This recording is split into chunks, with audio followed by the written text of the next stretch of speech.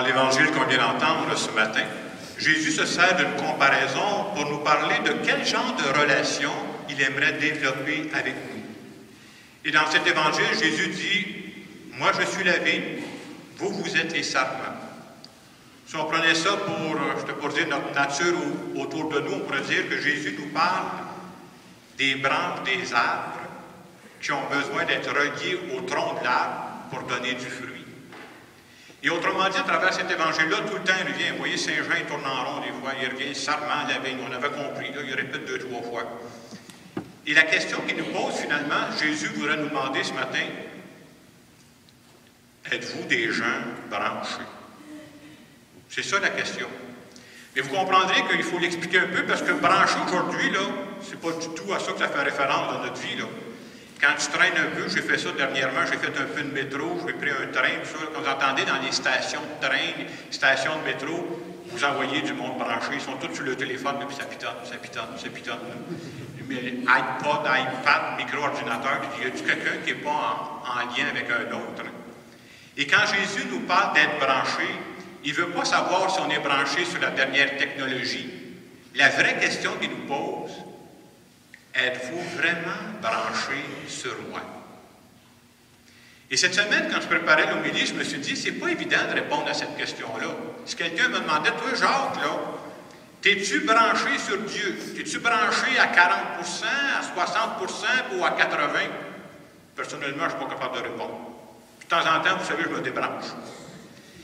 Mais l'important, c'est ça, c'est de dire, est-ce que je crois que quand je suis sur Dieu, c'est là que je suis à mon meilleur? Autrement dit, je me suis posé la question, quand est-ce que je peux savoir que je suis branché sur Dieu? À certains moments, on l'est tous, là. Je suis branché sur Dieu. Moi, c'est la meilleure réponse que j'ai trouvée cette semaine. Quand je suis branché sur ce qu'il y a de plus beau à l'intérieur de moi. Là, c'est sûr que je suis le courant direct. Dieu passe à ce moment-là. Et justement, on a besoin de ça. Quand je suis branché sur Dieu, c'est là que je suis à mon meilleur. Je peux être sûr qu'à ce moment-là, l'Esprit est en train de m'inspirer. Puis l'Esprit circule. Puis si je veux donner des beaux fruits, il faut que je sois branché. Il dit même dans l'Évangile, quand vous n'êtes pas branché sur moi, essayez même pas. Vous n'en donnerez pas de fruits. Alors je me suis dit, pour être capable de savoir quand est-ce que je suis branché, une des choses qui nous aide, c'est regarder dans mon passé, quand est-ce que j'ai été bien branché. Il y a des moments où j'étais à la bonne place, j'étais sur le courant direct. Et vous comprendrez que cette situation-là, les réponses sont différentes d'une personne à l'autre. J'essayais de penser à différentes personnes qui pourraient dire, moi, à ce moment-là, j'étais branché. Un exemple qui m'amenait, je ne sais pas, moi, une mère de famille qui pourrait dire, quand est-ce que moi, j'ai donné des beaux fruits? Bien, c'est là que je suis branché. Et probablement qu'une mère de famille pourrait me dire, hey, à chaque fois que je donnais naissance à un de mes enfants, j'étais branché sur le courant direct. Voilà. Oui, parce qu'à ce moment-là, là, même si c'était une expérience exigeante, j'étais tellement fier de ce que j'ai entendu. Vous comprenez, je n'ai pas beaucoup d'expérience dans le domaine. Et il me semble que quelqu'un pourrait dire, ça, là, c'était un beau moment de ma vie. D'autres expériences qui me sont venues, je pensais à des personnes qui fêtent des fois des anniversaires de mariage. Je sais pas, un couple qui fête un 50e, un 30e anniversaire de mariage. Puis dans ces moments-là, vous savez, les gens souvent organisent les fêtes. Autour de toi, là, tu as tes enfants. Tu as tes petits-enfants, tu as toutes les personnes qui sont plus importantes. Et quand ces moments-là arrivent, là, vous parlerez au monde, vous savez ce qui arrive dans ces moments-là? Tu as comme un DVD qui tourne dans ta tête. Puis tu revois passer certaines étapes de ta vie. Puis tu sais que ça n'a pas toujours été facile. Là. Puis tu dis, et que je suis fier. Je suis fier qu'on soit rendu là. Dans ces moments-là, c'est sûr, tu es branché sur le courant direct avec Dieu. D'autres fois, je pensais à des jeunes qui, à un moment donné, qui après avoir passé, tu décroches ton diplôme. Et quand ça fait des années que tu travailles pour avoir le fameux papier, es-tu content? Parce que c'est pas juste la remise du papier, parce que tu vois dans ta tête tous les efforts que tu as faits depuis des années pour l'avoir, le papier. Tu es fier parce que tu es branché sur ce que tu as fait de plus beau au cours des dernières années. Et moi aussi, cette semaine, je me demandais quand est-ce que je donne les plus beaux fruits, quand est-ce que je suis plus branché. Bien, je pense que c'est quand je suis dans ma mission. Quand j'ai la chance d'annoncer la parole de Dieu puis de la traduire pour aujourd'hui, il me semble que je donne ce que j'ai de plus beau en moi. Puis je suis comme vous. En moi, j'ai des belles choses, j'en ai des moins belles. Je ne parlerai pas des moins belles. Je ne veux pas vous décourager. Mais je vais essayer de donner le meilleur de moi-même. C'est dans ce temps-là que je suis en ligne avec Dieu. Donc, on peut dire qu'à chaque fois qu'on donne des beaux fruits, je peux dire que la vie de Dieu circule en moi. Le courant passe. Et cette semaine, vous savez, j'aime toujours trouver des exemples pour pas qu'on flotte dans les nuages. J'essaie de trouver l'exemple d'une personne que l'ensemble connaîtrait ici, qui, à mes yeux, à moi, là, c'est une personne bien branchée. C'est une personne qui respire la sérénité, c'est une personne qui respire, je dirais, la joie de vivre. Et l'exemple qui m'est venu, j'ai pensé à Sœur Angèle. Pas mal tout le monde la connaît. Tout de suite en partant, je dois m'excuser. Si je vous parle de Sœur Angèle ce matin, vous comprendrez, il faut que je sois honnête avec vous. C'est pas d'abord parce qu'elle m'a influencé dans ses recettes. Non, parce que si je rencontrais Sœur Angèle, j'aurais besoin de suivre un cours qui s'appelle « La cuisine pour les nuls ». Ça, c'est une autre affaire. Mais je reviens sur Sœur Angèle. Pourquoi j'ai pensé à Sœur Angèle? Je ne la connais pas intimement, là. Mais je trouve que cette femme-là respire la sérénité. Je trouve qu'elle respire la joie de vivre, là. Et je suis sûr que Sœur Angèle est connue pour ses recettes. Je n'ai pas de problème. Mais je pense qu'elle n'est pas reconnue juste pour ses recettes, cette femme-là.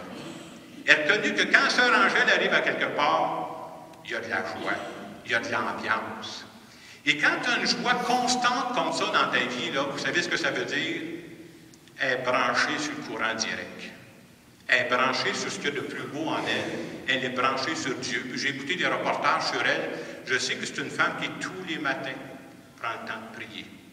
Tous les matins. Ça paraît. Elle prie même, je trouvais ça bon, elle disait, je prie pour les gens que je veux rencontrer, à qui je vais donner des recettes. C'est beau, hein? C'est de dire, elle prie pour ce qu'elle va vivre. On a beau être branché dans la vie. Est-ce que ça veut dire qu'il ne m'arrivera jamais de difficulté? Non, non, non, non. Au mois de janvier dernier, Sœur Angèle a appris qu'elle avait des problèmes de santé. On lui a appris qu'elle avait un cancer au côlon. Cancer du côlon, il faut dire. Et comme toutes les personnes, ça l'a pris par surprise. Comme toutes les personnes, ça l'a énervé, ben oui. Puis moi, je suis franc avec vous, je prie tous les jours. Mais si demain matin, j'apprends que j'ai le cancer, donnez-moi une couple de semaines. Hey, j'ai besoin de temps pour tomber dans mes souliers. Là. J'ai beau de croyant, là, on a le droit d'être énervé quand ça arrive, ces affaires-là.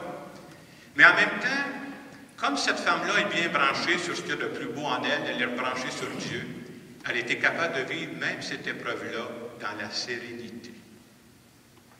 Ça, pour moi, là, c'est la preuve qu'on est branché à la bonne place. Et ce matin, quand je viens prier, qu'est-ce que je fais à chaque fois que je viens prier? Et vous savez, la vie nous branche. Il y a toutes sortes de choses qui nous arrivent pendant la semaine. Et ce que ça fait, c'est qu'on se débranche. À chaque fois que je viens prier, je viens me rebrancher sur ce qu'il y a de plus beau. Parce qu'il y a des choses pas belles, j'en vois autour, là, j'ai les yeux ouverts, moi aussi. Là. Mais c'est pas là-dessus que je veux me brancher. Je veux me brancher sur ce qu'il y a de beau. Je veux me brancher sur Dieu qui est présent dans ma vie.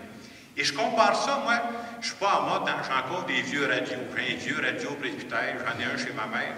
Puis quand tu viens de temps de syntoniser les postes, il faut que tu brasses ça. Là.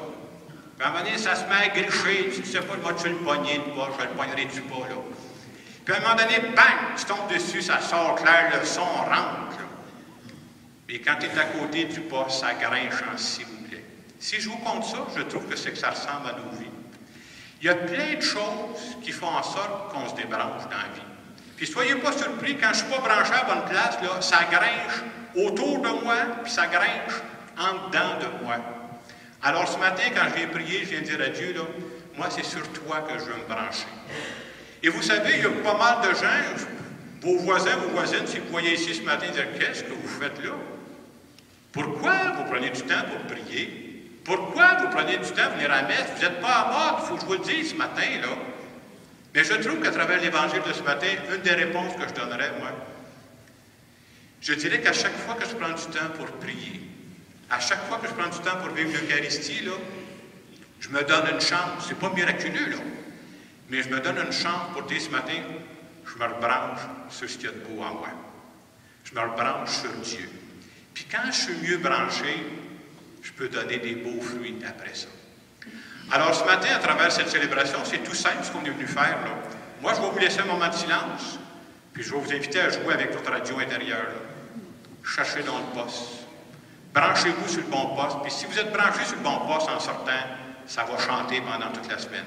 Je vous laisse quelques instants pour ça.